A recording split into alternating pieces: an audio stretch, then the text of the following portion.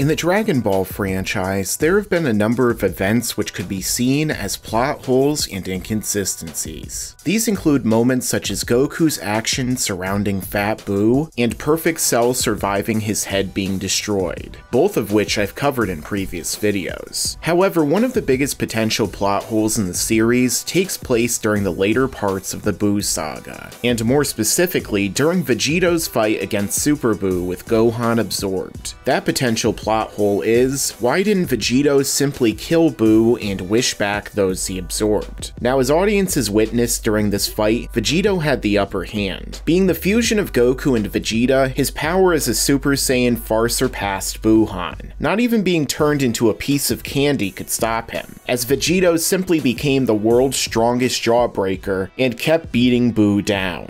With this being said, Vegito was in a clear position to destroy Buu, even with his impressive regeneration. However, Vegito chose not to, instead electing to enact a convoluted plan during which he would be absorbed by Buu and then remove those he had absorbed from his body. However, the question here is, why didn't Vegito simply destroy Buuhan and wish back those who were absorbed by him? Now, of course, the first response to this question may be that Goku and Vegeta didn't want to be responsible for the deaths of their friends and family. However, it was their own actions that inevitably led to this situation anyway. Furthermore, the deaths would not be permanent, and I doubt that anyone would have held it against them for taking Buu out then and there. Additionally, Vegito had zero idea that his plan would work, because number one, he had no proof that he wouldn't be absorbed, and number two, he had no idea that he would be able to shrink down, walk around inside of Buu, and do half the things that they did. All of this was an assumption, and the plan makes little sense upon inspection. Another counter-argument could be made that those who were a part of Buu could not be wished back when they died. However, as we saw with Cell, this shouldn't be the case, because 17 was absorbed and fully integrated into Cell's being when Cell was killed. However, after this, he was able to be wished back separate from Cell with the Dragon Balls. The same could be said of the countless humans that Cell absorbed. This makes sense, as simply because they were combined before death doesn't mean that their souls would not be separate after it. So when Buu died, the others would be separated from him. As a result, they would be able to wish all of them back. So why exactly didn't they do this? Well, I suspect that the real reason has to do with Toriyama not yet settling on how he wanted to end the arc. By this point in the story, Toriyama had been coming up with and discarding various plot threads. Fusion was introduced with Gotenks, however Gotenks failed to win.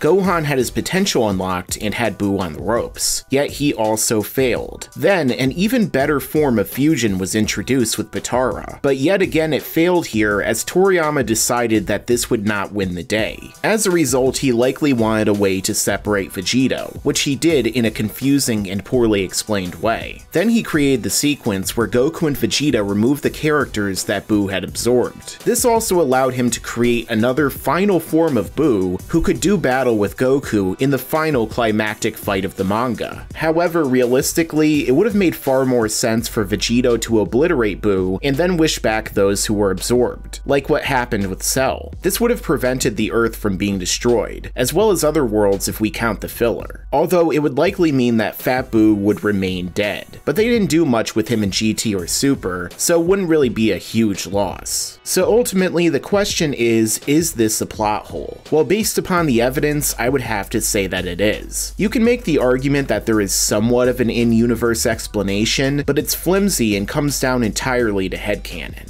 So Vegito not killing Buu simply becomes another plot hole to add to the list of those in the Dragon Ball franchise. So what do you guys think? Is this a plot hole, or do you think that there's a better explanation? Let me know down below. Also, if you're new to this channel, then make sure to subscribe and enable notifications so that you can see all of my videos right away when they come out. And if you like this video, then make sure to stick around, because there's a lot more to come in the future. Yeah, and you better subscribe, enable those damn notifications.